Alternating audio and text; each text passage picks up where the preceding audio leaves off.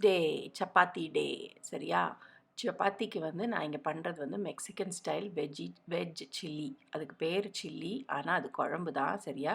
ஒரு குக்கரில் எண்ணெய் போட்டு இங்கே சீரகம் போட்டிருக்கேன் நான். சீரகம் போட்டு அதுக்கு வந்து வெங்காயம், நல்லா ஒரு மீடியம் சைஸ் வெங்காயம், நல்லா ஓரளவுக்கு நல்லாவே தாராளமாக போட்டுக்கோங்க. 4 பூண்டு. என்கிட்ட இருந்த பூண்டு ரொம்ப குட்டி, அதனால் நான் உரிச்சேன்னா அதுக்கும் டைம் எனக்கு போகுன்றதுனால நான் அதை உரிக்கவே இல்லை. அதே மாதிரி நல்ல மீடியம் சைஸ் கேரட் ஒன்று, முக்கால் சைஸு கேப்சிகம் ஒன்று, க்ரீன் கேப்சிகம் போடுங்க, அதுதான் நல்லாவும் இருக்கும், பார்க்குறதுக்கும் கலர்ஃபுல்லாக இருக்கும். இதில் உப்பு போட்டு அது எல்லாத்தையும் நல்லா வதக்கிக்கோங்க. நான் நிறையா பண்ணேங்கிறதுனால நான் இங்கே ஃபாஸ்ட் ஃபார்வர்டில் போட்டுட்ருக்கேன். ஸோ அதனால் உப்பு போட்டாச்சு, மஞ்சத்தூள் போட்டாச்சு. இப்போ அடுத்து சில்லி பவுடர் வரும். சில்லி பவுடர் போட்டாச்சு. சில்லி பவுடர் போட்டதுக்கப்புறம் சீரகப்பொடி. சில்லி பவுடரும் சீரகப்பொடியும் தான் இதில் மெயின் இன்க்ரீடியண்ட்டு. நீங்கள் சீரகப்பொடி வந்து 1.25 ஸ்பூன் வரைக்கும் போட்டிங்கன்னா கூட டேஸ்ட்டாக தான் இருக்கும். அது நல்லா வதக்கி விட்டுக்கோங்க. அது நல்லா ஏன்னா எனக்கு இங்கே வீடியோ நிறைய லென்த்தியாக இருந்ததுனால நான் வந்து கட் பண்ணிட்டேன். பட் நல்லா வதக்கி விட்டுக்கோங்க. வதக்கி விட்டுட்டு அதுக்கப்புறம் தான் நீங்கள் தக்காளி பியூரி ஆட் பண்ணணும். நல்ல பெரிய சைஸ் தக்காளி பழம் ஆட் பண்ணேன் நான். அந்த தக்காளி பழம் ஆட் பண்ணதுக்கப்புறம் அதுவும் நல்லா வதங்கினதுக்கப்புறம் கொத்தமல்லி இலை ஒரு ஒரு 2 ஸ்ட்ராண்ட் ஆஃப் கொத்தமல்லி இலையை நல்லா கட் பண்ணி போட்டுக்கோங்க. அதுக்கப்புறம் இங்கே வந்து நான் இங்கே நேற்று நைட்டே ஊற வச்சு அவிச்சு வச்சு இன்னைக்கு காலையில் அவிச்ச ராஜ்மா பீன்ஸ். இது வந்து குட்டி ராஜ்மா பீன்ஸ். இது ரொம்ப நல்லா டேஸ்ட்டாக இருக்கும். பெரிய ராஜ்மாவோட இது ரொம்ப டேஸ்ட்டாக இருக்கும். ஸோ அதனால் நீங்கள் ட்ரை பண்ணி பாருங்கள். அதையும் போட்டு நல்லா வதக்கிட்டு எக்ஸ்ட்ராவாக தண்ணி ஆட் பண்ணிக்கோங்க. தண்ணி ஆட் பண்ணிவிட்டு இதை நல்லா மூடி போட்டு குக்கரில் மூடி போட்டு 2 சத்தம் வரைக்கும்.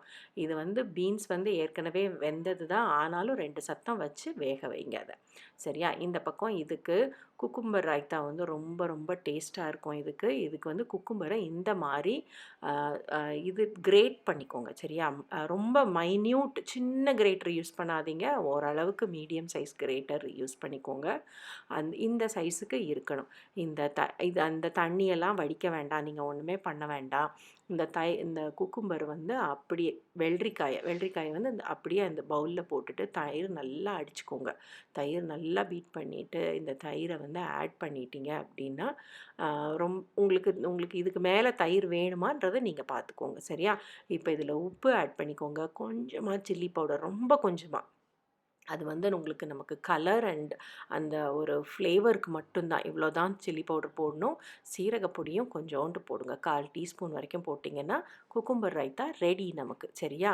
இந்த இடத்துல இந்த சில்லி இந்த இதில் வந்து நான் இந்த குக்கருக்கு வைக்கிறதுக்கு முன்னாடியே சீனிக்கிழங்கு இது வந்து நல்லா வந்து நான் அவனில் ரோஸ்ட் பண்ணேன். உங்களுக்கு வேணும்னா நீங்கள் இந்த பக்கம் ஒரு ஃப்ரைங் பேனில் வந்து நீங்கள் அதை கொஞ்சமாக எண்ணெய் போட்டு நீங்கள் கொஞ்சம் உப்பு இது பெப்பர் போட்டு நீங்கள் அதை வதக்கிக்கலாம்.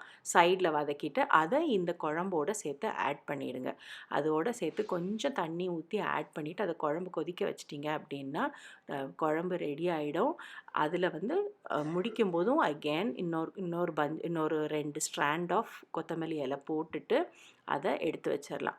இது வந்து நான் அன்றைக்கி ஃபுல்கா சப்பாத்தி தான் போட்டிருந்தேன். ஃபுல்கா சப்பாத்தி போட்டு இந்த மெக்சிகன் சில்லி அதுவும் ரெடி ஆயிடுச்சு நமக்கு. வெண்டைக்காய் தயிர் பச்சடி இல்லையே, குக்கும்பர் தயிர் பச்சடி ரெடி ஆயிடுச்சு. இங்கே சப்பாத்தியை வழக்கம் போல் நான் வந்து ரோஸ் மாதிரி சுருட்டி வச்சு இந்த இடத்துல நான் அவங்களுக்கு வச்சு 4 சப்பாத்தி வச்சேன். அவங்களுக்கு வந்து ஃபில்லிங்காக இருக்கும். யூசுவலாக நான் சப்பாத்தி வச்சேன்னா 3 சப்பாத்தியும் தயிர் சாதமும் வைப்பேன். பட் அன்றைக்கி வேண்டாம் தயிர் சாதம் அப்படின்னு சொல்லிட்டு, ஏன்னா நம்ம ரைத்தா பண்ணுறோங்கிறதுனால வேண்டாம் நினச்சிட்டு இங்கே டியூஸ்டே லஞ்ச் பாக்ஸ் ரெடி ஆயிடுச்சு. இன்றைக்கி வந்து டெசர்ட்டுக்கு வந்து அவங்களுக்கு மாம்பழம் தான் வச்சேன் நான், வேறு எதுவும் வைக்கலை. ஸோ அதனால் நீங்களும் இது மாதிரி ட்ரை பண்ணி பாருங்கள். ஓகே.